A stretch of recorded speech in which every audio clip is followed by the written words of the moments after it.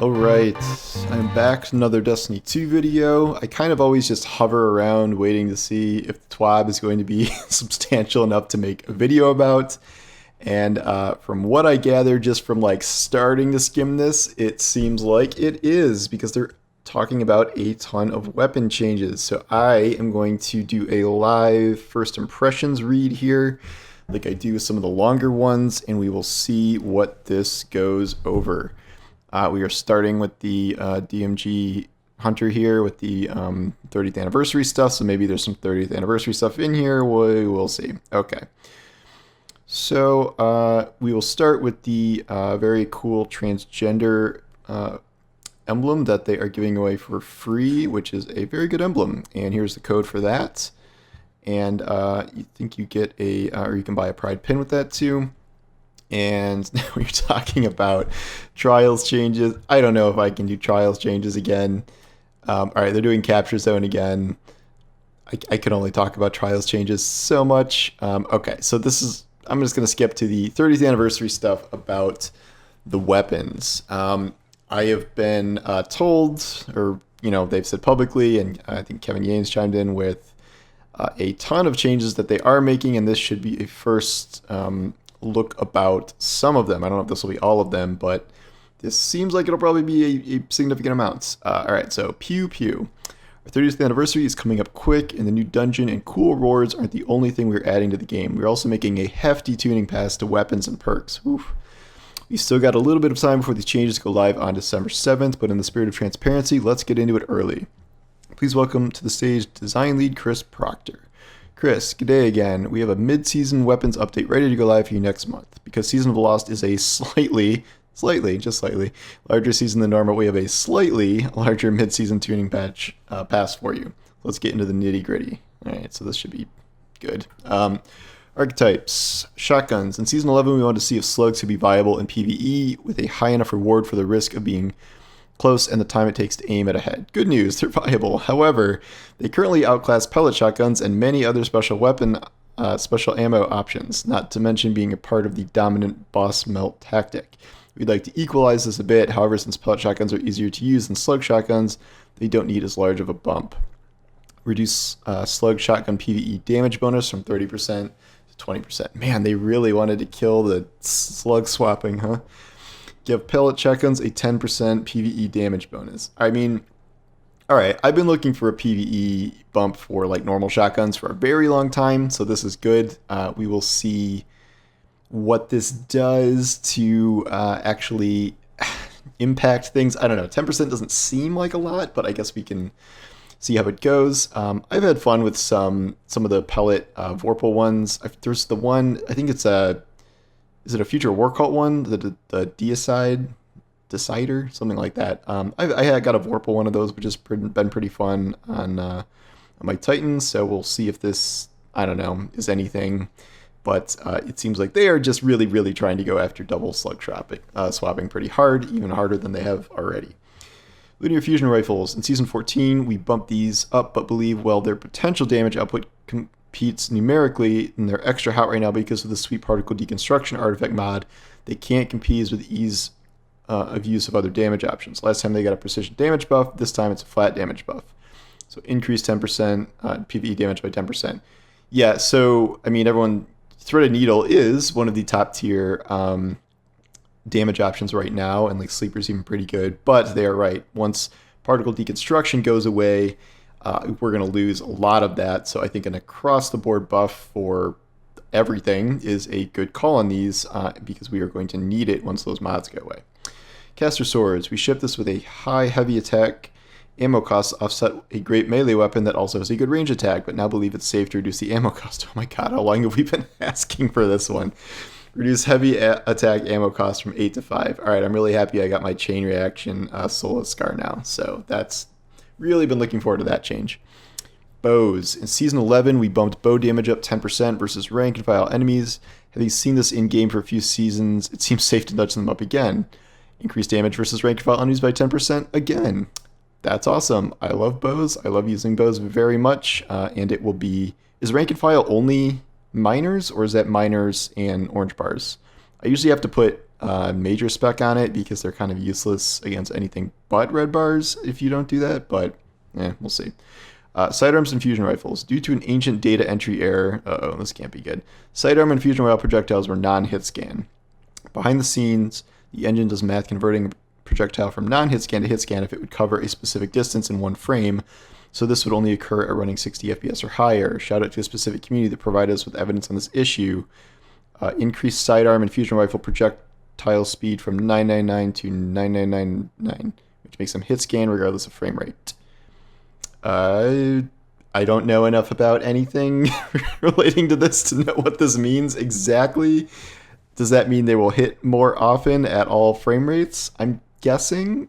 Okay, well, we'll go with that. And I will have firing range explain that to me later. Exotics. All right, so we heard about some of these already, so I'm curious to see what's added here. Wow, is this really this long? That's going to be something. Okay. Exotics. Vex Mythoclast. Yeah, we overbuffed this. And while it's kept in check by the peak shot, potential of hand cannons, etc., it's definitely melting faces. In playtests, we feel it's still strong enough to be desirable without feeling free. Reduce aim assist stat by 25. That's hefty. Reduce the linear fusion rifle mode aim assist cone from 1.1 to 1.05. Now requires 3 eliminations for full overcharge instead of 2. Okay, this is good because this is really all just PvP stuff. I think they are probably waiting to see how the PvE feels after particle deconstruction goes away, because it is stupidly good in PvE, let's be honest. But a lot of that may be due to the particle deconstruction in addition to kind of its base power. So I'm glad to see them making PvP specific adjustments here for aim assist and things, so we'll see how that goes. Biting Lyon. This wasn't a specific problem, but given increasing frustration with breach, grenade launchers, and crucible, it seemed like a misstep to say, we hear you, and here's an infinite ammo version of that thing you're frustrated about in the same patch. It should be clear to everyone that a full nerf isn't needed, so we're adjusting it. Note, this is not a full rollback. There's still a difference between almost infinite ammo and actually infinite ammo and how weapons are used, and in playtests where we tried to abuse infinite ammo, it was extraordinarily oppressive, much more so than we expected given that it had a ton of ammo previously. All right. Remove the multi-hit requirement. Dealing any damage will grant the buff. Increase the buff to the reload stat from plus 50 to plus 70. Reload will still be slow to miss, but if you land any damage, Fighting Lion will reload faster than it did before the nerf. Increase buff duration to 7 seconds. All right, I think we heard about that. DMG tweeted that a little while ago. Arbalest. We always wanted this to have utility in high difficulty PvE, but its lack of champion mods prevented that. And it's all about shield breaking already, so we're fixing that. Now it has intrinsic anti-barrier. Yeah, we heard they were going to do this a long time ago. I think this is one thing I forgot to add to my all the things we know that are coming thing that I wrote the other day. But yeah, that's good. Arbalest is actually, I saw Ikugan using it in Nightfalls with DMG, and it's actually pretty good. And now that it's anti-barrier, this is really going to solve some of the you could only use whatever that hand cannon's called and auto rifles this season. So I think this is definitely going to be a top tier exotic pick for certain strikes now. Sleeper Simulant. The delta between Sleeper... Sorry, I just got a phone call. My friend's texting me about the buff. He just spoiled for me that there's a Malfeasance buff coming later down here. Sleeper Simulant. The delta between Sleeper and the best legendary linear fusion rifle wasn't large enough to make this a compelling option, so what benefits from the 10% damage buff above? Really, this time, we've given it some additional love. Increased magazine size from 3 to 4, increased PvE damage by 6%. Really trying to make this work in terms of being an actual DPS option. We'll see how that goes. Soros Regime. Dual mode receiver always made Soros a worse 360 RPM auto rifle, but fixing that is a straightforward stat bump. This may not make this mode dominant, but at least it makes it do what it was intended, turned it into a high-impact auto rifle. Dual mode receiver now grants the following in addition to its current effect: 30 range, 3 zoom. Okay, that's good. So they're not changing it to heal you on every kill then. Oh god, Cryesthesia. Oh man, alright, this should be good. Cryesthesia 77k. Given the state of stasis in PvP at the start of Season 14, we deliberately shipped this weapon in a weak state, which almost physically hurt us, but was the right decision, not wanting to contribute to the problem. Now that we've had more time to evaluate the state of the sandbox, we've reworked this exotic to address its weaknesses in PvE. Specifically, the following pain point: fire on release with the charge trigger, losing all ammo on firing the freezing shot. Remove variable trigger completely. Now fires on trigger press instead of release. So it's more responsive. Okay. Charge shot moved to special reload. Getting a final blow with the sidearm enables access to the special reload. Once a charge shot is fired, the weapon reverts back to standard sidearm mode. This does not cost your entire magazine. Charge shot now causes an AoE freeze, which freezes AI and slows players. Direct hits still freeze. Okay, so that's kind of the territory of Aegir Scepter, where we have AoE freezing. This still sounds kind of cumbersome to like have to do alt fire for the charge shot. I don't know. We'll see. But I mean, hey, it's better than nothing, and better than just ignoring it, because it literally was one of the worst weapons in the game. I think Salvation's Grip is still the worst weapon in the game. Kind of doubt that'll get a buff here, but we'll see.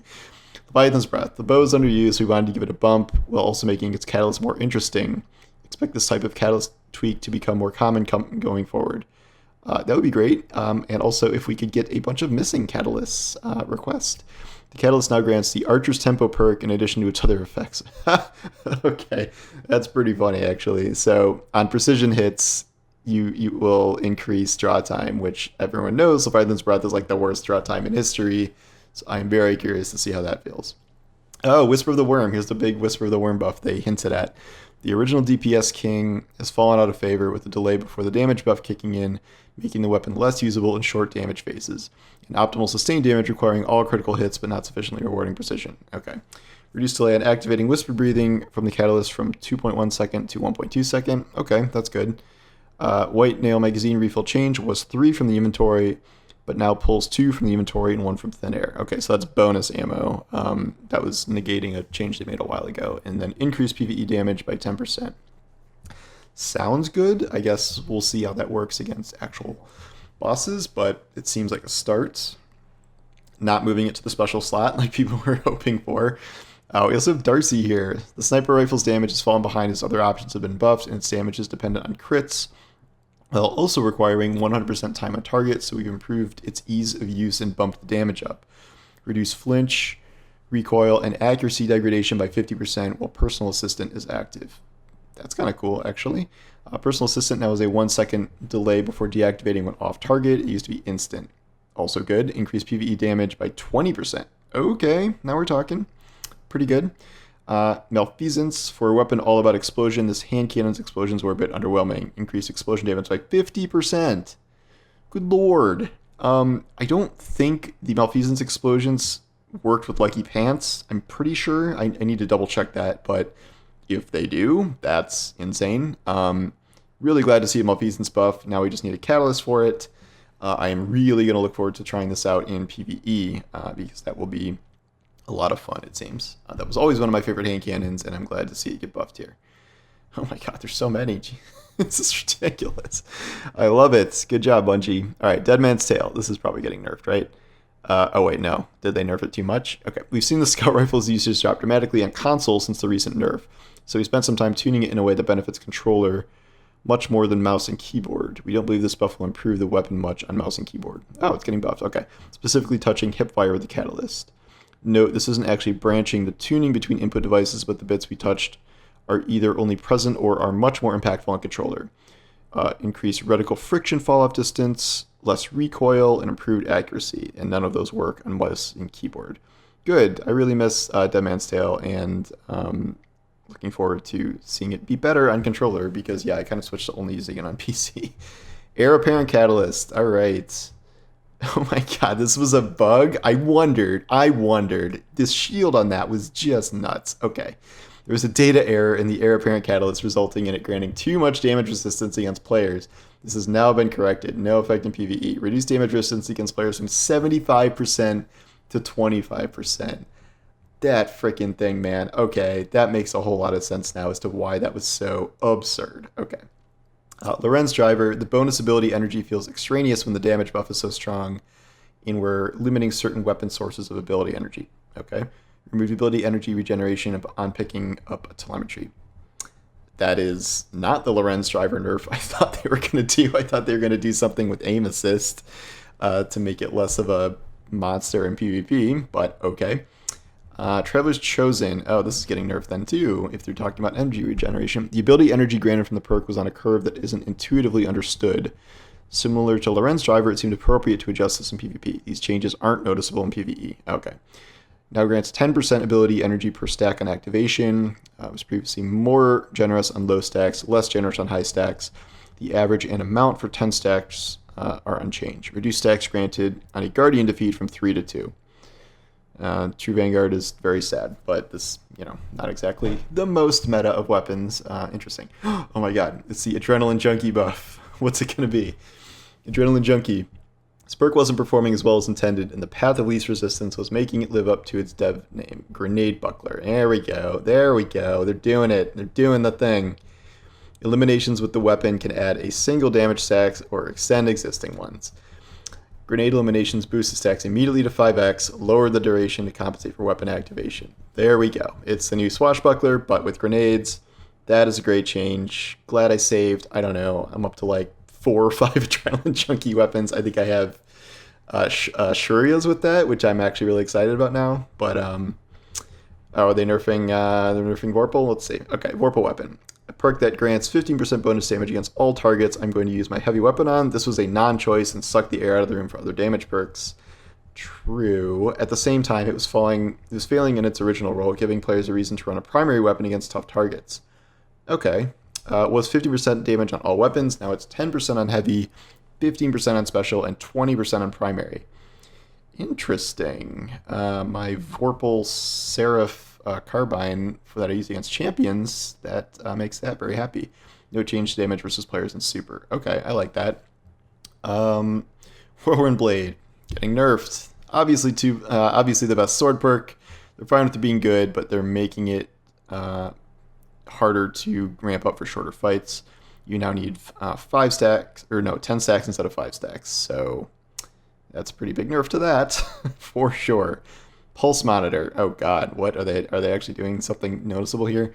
What if activating on what feels like a fail state, this activated on a state you'll be in almost every encounter, even if you're winning. Change special for activation from 90% health to 30% shield. Yeah, okay. That makes a lot of sense. I always wondered why they went by health instead of shield, but this could make it very good. I don't know. I guess we'll see. I don't know. I'm not gonna declare Pulse Monitor a top tier perk just based on that, but we'll see how it goes. Mods. All right. Quick access sling. Forgot that was a thing. Okay, it's used on bows and breach grenade launchers. Barely used on other weapons. At the same time, we pulled down some options players had for improving their swap speed and wanted to make an option available for building towards that on all legendary weapons. We may revisit this later. Functionality change was plus 100 handling, 0.9 ready stow aim down sights time for 0.4 seconds after running out of ammo. Now 0.9 ready stow time all the time. Oh, interesting. Okay, this change also applies to the swap mag perk as they use the same perk behind the scenes. Wait, what's the swap mag perk? Is that ally mag? I don't even know what swap mag perk is. Okay. Yeah, all right, we'll see. Full auto retrofits. We've seen plenty of requests for an accessibility option allowing full auto fire, particularly on fast firing semi-automatic weapons. We have setting options in the work for a season after the Witch Queen launches, but decided to put in a stopgap to help players until we're able to ship it. That's cool. Please keep these type of suggestions coming. Added a full auto retrofit weapon mod that enables full auto while the trigger is held, usable on legendary hand cannons, sidearms, scout rifles, and pulse rifles. This is unlocked by default for all players. That's a very cool stopgap. I like that. Okay. The near future. Annual expansions are a good time for system level changes since they get so much more playtest time over a longer duration compared to a normal season. We don't like that the desire for exotic catalysts, here we go, is largely driven by the orbs of power generation they provide and have something in the works to let players build around that limitation. Okay, they keep saying that, but when is that happening? Weapon differentiation. If I have 2 void adaptive hand cannons, one from the Soros Foundry, one from the latest raid, why do I care about one more than the other? The stats tend to be fairly close. Perk pools can be different, but there are only so many perks, and it's a stretch to say the perk pool gives the weapon its identity. We've got something shipping on all new and reissued weapons in the Witch Queen that addresses this issue directly, and are working to expand the same solution to all weapons that drop in the future. What does that mean? Is this going to be some sort of intrinsic perk based on the weapon manufacturer or where it drops? I'm very curious to see what that means. That is very mysterious. Okay. We mentioned in the last patch notes that we're not doing a special ammo economy in PvP and have a further tweak coming that should help bring down the amount of ammo floating around. Exotic primary ammo weapons are already advanced ammo finder mods much faster, but we want them to feel better in hard PvE content and are adjusting all of them to reach this goal. Interesting. We are adjusting some exotics, some that consistently top the PvP usage charts in an oppressive way. Some had their perks limited to a degree that's no longer warranted. We're looking at you, Chaperone. What did they do to Chaperone? I must have missed that. But okay, so none of this appears to be happening in the December thing. Some of this will come with the Witch Queen. I really want to know what this is. This is very mysterious to me and potentially exciting if it's something very cool. But yeah, we'll see. So I think that's going to be the big bulk of this. Threads of Light, they already put on social media. People were mad about it. I mean, I don't know. You guys know what I like for fashion and what things I pick. These are maybe not what I would pick necessarily, and yet everyone should chill out about this kind of stuff and just let them pick what they want to pick and congratulate the winners and not be rude about it, because we will not get any more fashion contests if they do this. I really do love the renders they do for these. They make them look really crisp and reinforces the fact that Destiny needs photo mode. And wait, are they doing another one of these? Oh yeah, they are. All right. Oh shoot, they're doing it for the next week. Okay, well, I gotta make another look then. These are Bungie bounties. These are known issues. And I think that is it. We'll see if there's anything in the roundup. And, well, every TWAB leading up to the 30th anniversary might not have this much meat. I can promise they'll all have plenty of gravy and stuffing. Okay, good. So maybe I'll be doing one of these a week. Lord knows we are starved for Destiny content lately, but it's good to know that more stuff is coming. That's a lot of buffs. I was not expecting that much stuff to get touched for the 30th anniversary patch, which is now less than a month away. Very exciting, very excited about my Adrenaline Junkie buff from my weapons I saved. Malfeasance, I don't know, a lot of good stuff in there, and I'm curious if this will be actually meta shifting at all, or if there will be, or if these changes aren't maybe as dramatic as they think. I don't know, but it's always fun when they do a whole bunch of stuff in the sandbox to mess around and see what results from that, and glad to see them doing so many changes for a mid-season update. I'm hoping we hear some more things about a mid-season update. Potentially, the only thing we've really confirmed is that transmog bounties are resetting, and then the 30th anniversary content is coming. I'm wondering if they're going to do any other mid-season refreshes in any other way, which I think I've written articles about before, but curious to see if there's anything more going to happen then. But anyway, this is a very good TWAB, very substantive, and I will probably do a summary post or something in addition to this video tomorrow. So thanks for watching, and I will talk to you guys soon. Take care.